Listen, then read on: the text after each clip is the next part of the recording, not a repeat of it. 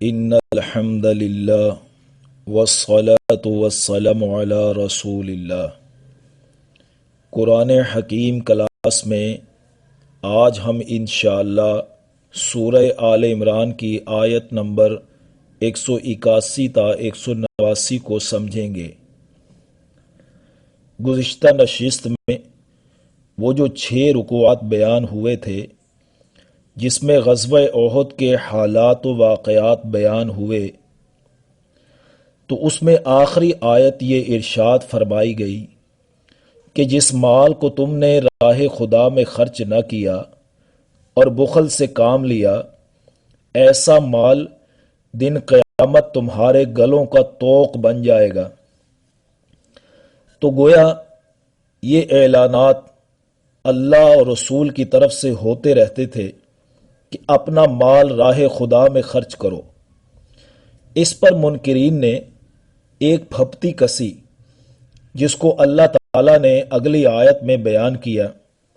سنیے ذرا، لقد سمع اللہ قول الذین، بے شک اللہ تعالیٰ نے ان لوگوں کی بات سن لی، قالوا ان اللہ فقیر ونحن اغنیاء، جنہوں نے کہا کہ اللہ فقیر ہے اور ہم مالدار ہیں۔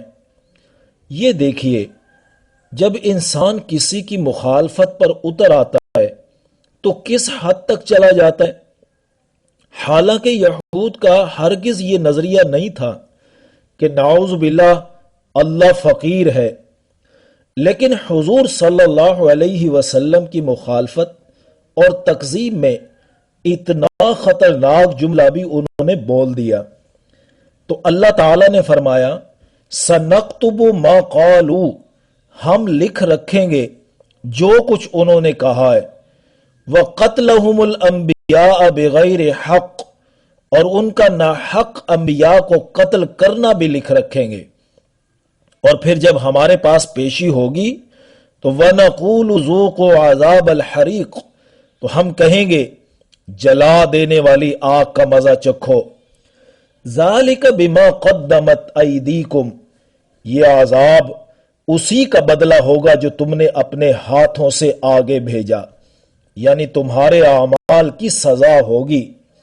وَأَنَّ اللَّهَ لَيْسَ بِظَلَّامٍ لِلْعَبِيدِ، اور بے شک اللہ تعالی بندوں پر ظلم نہیں کرتا۔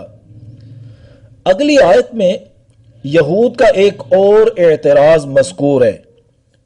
اس اعتراض کے ذریعے بھی وہ حضور صلی اللہ علیہ وسلم کو جھٹلانا چاہتے تھے۔ الذین قالوا ان اللہ عہد الینا، یہ وہ لوگ ہیں جو جھوٹ تراش کر کہتے ہیں کہ اللہ تعالی نے تو ہم سے ایک عہد لیا تھا، اللہ نؤمن لرسول حتی یأتینا بقربان تأکلہ النار، کہ ہم کسی رسول پر اس وقت تک ایمان نہ لائیں جب تک کہ وہ ہمارے سامنے ایسی قربانی پیش نہ کرے جسے آگ کھا جائے۔ گزشتہ امتوں میں یہ ہوتا رہا ہے کہ قربانی کا گوشت یا صدقات کی قبولیت کے لیے آسمان سے آگ نازل ہو کر اس قربانی کے گوشت کو یا صدقات کو آگ بھسم کر دیتی تھی، لیکن اللہ نے ان سے عہد نہیں لیا تھا کہ جب تک کوئی پیغمبر یہ معجزہ نہ دکھائے تو تم اسے پیغمبر ہی تسلیم نہ کرنا۔ یہ بات انہوں نے جھٹلانے کے لیے خود تراشی تھی۔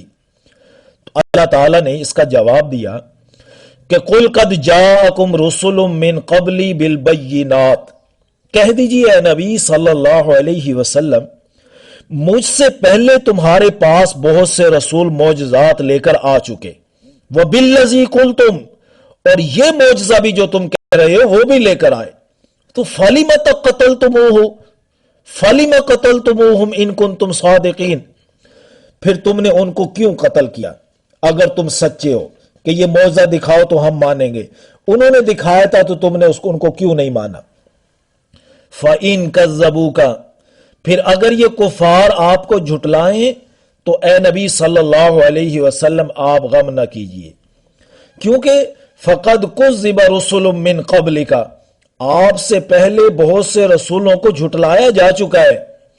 جاؤ بالبینات والزبر والکتاب المنیر، وہ پیغمبر واضح نشانیاں لے کر آئے تھے، صحیفے اور روشن کتاب لے کر آئے تھے.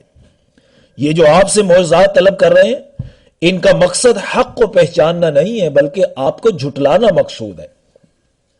کل نفس ذائقۃ الموت، ہر کسی نے موت کا مزہ چکھنا ہے. یہ دنیا میں جو عمل و ارادے کی آزادی حاصل ہے یہ ہمیشہ کے لیے نہیں ہے.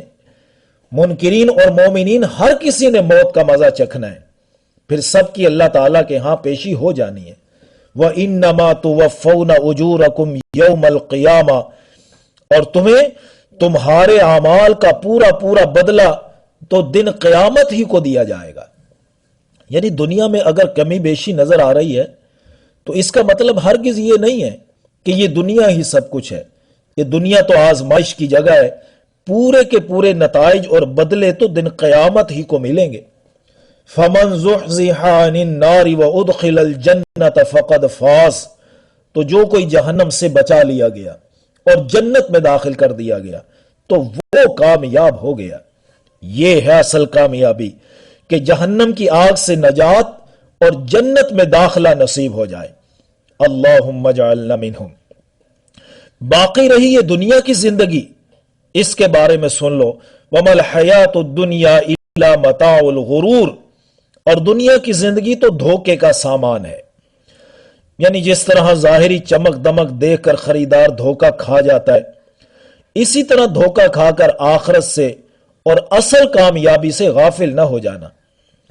اگلی آیت میں مسلمانوں سے کہا جا رہا ہے لَتُبْلَوُنَّ فِي أَمْوَالِكُمْ وَأَنفُسِكُمْ، تم اپنے جانوں اور مالوں کے بارے میں ضرور آزمائے جاؤ گے. یعنی جہنم کی آگ سے نجات اور جنت میں داخلہ یوں ہی نصیب نہیں ہو جائے گا بلکہ اس کے لیے تمہارا امتحان ہوگا، تمہیں اس میں کامیاب ہونا ہوگا. وَلَا تَسْمَعُنَّ مِنَ الَّذِينَ أُوتُوا الْكِتَابَ مِنْ قَبْلِكُمْ وَمِنَ الَّذِينَ أَشْرَكُوا أَذًى كَثِيرًا، اور تمہیں بہت سی تکلیف دہ باتیں بھی لازماً سننی پڑیں گی ان سے جن کو تم سے پہلے کتاب دی گئی اور مشرکین سے بھی، لیکن تمہیں جمے رہنا ہوگا. وَإِن تَصْبِرُوا وَتَتَّقُوا فَإِنَّ ذَلِكَ مِنْ عَزْمِ الْأُمُورِ، اور اگر تم صبر اور تقوی اختیار کرو گے تو یقیناً یہ بڑے ہمت کے کام ہیں جس سے تمہیں کامیابی نصیب ہوگی. وَإِذْ أَخَذَ اللَّهُ مِيثَاقَ الَّذِينَ أُوتُوا الْكِتَابَ، اور جب اللہ تعالیٰ نے ان سے عہد لیا جن کو کتاب دی گئی تھی، لِتُبَيِّنُنَّهُ لِلنَّاسِ وَلَا تَكْتُمُونَ، کہ اس کتاب کے تمام مضامین کو لوگوں کے سامنے بیان کرو گے اور اس کو چھپاؤ گے نہیں. اللہ فرما رہے ہیں ہم نے تو یہ عہد لیا تھا، اس کو پورا کرو. وہ عہد تو ہم نے لیا ہی نہیں جو تم رسول سے کہہ رہے ہو کہ کسی رسول پر اس وقت تک ایمان نہ لانا کہ جب تک کہ وہ ایسی قربانی پیش نہ کر دے جسے آگ کھا جائے. یہ عہد تو ہم نے لیا ہی نہیں، بلکہ یہ عہد لیا تھا ہماری کتاب کے مضامین کو مت چھپانا اور اس کو لوگوں کے سامنے بیان کر دینا. لیکن فَنَبَذُوهُ وَرَاءَ ظُهُورِهِمْ، تو انہوں نے اس عہد کو پس پشت پھینک دیا. وَاشْتَرَوْا بِهِ ثَمَنًا قَلِيلًا، اور لے لی اس کے بدلے قیمت تھوڑی. فَبِئْسَ مَا يَشْتَرُونَ، تو بہت ہی بری چیز ہے جو وہ خرید رہے ہیں، لے رہے ہیں. لَا تَحْسَبَنَّ الَّذِينَ يَفْرَحُونَ بِمَا أَتَوْا، آپ ان کے بارے میں خیال نہ کریں جو اپنے کیے پر خوش ہوتے ہیں. کرتے برے کام ہیں اور ہوتے خوش ہیں اپنے کاموں پر. بخاری شریف میں ہے کہ ایک مرتبہ حضور صلی اللہ علیہ وسلم نے یہود سے ایک بات پوچھی کہ کیا یہ تورات میں ہے، تو انہوں نے اس بات کو چھپا کر اس بات کے خلاف بیان کر دیا اور اس دھوکہ دینے پر بہت خوش ہوئے. وَيُحِبُّونَ أَن يُحْمَدُوا بِمَا لَمْ يَفْعَلُوا، اور وہ چاہتے ہیں کہ ایسے کاموں پر ان کی تعریف کی جائے جو انہوں نے کیے ہی نہیں. فَلَا تَحْسَبَنَّهُمْ بِمَفَازَةٍ مِّنَ الْعَذَابِ، تو آپ ان کے بارے میں یہ خیال نہ کریں کہ وہ عذاب سے بچ جائیں گے. وَلَهُمْ عَذَابٌ أَلِيمٌ، اور ان کے لیے تو دردناک عذاب ہے. یاد رکھیے جو شخص بھی اپنے برے کاموں پر خوش ہوگا اور ناکردہ امور پر تعریف چاہے گا وہ اس وعید میں داخل ہوگا۔ وَلِلَّهِ مُلْكُ السَّمَاوَاتِ وَالْأَرْضِ، اور اللہ ہی کے لیے ہے زمین و آسمان کی بادشاہت۔ وَاللَّهُ عَلَى كُلِّ شَيْءٍ قَدِيرٌ، اور اللہ ہر چیز پر قادر ہے۔ اب سورہ آل عمران کا ایک رکوع باقی رہ گیا۔ اللہ تعالی ہمیں قرآنی تعلیمات پر عمل کرنے کی توفیق نصیب فرمائے، آمین یا رب العالمین۔